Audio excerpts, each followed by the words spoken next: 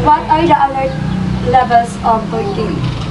The first is alert level 0, no alert, quite no eruption in the foreseeable future. Second is alert level 1, abnormal low level unrest, no eruption imminent.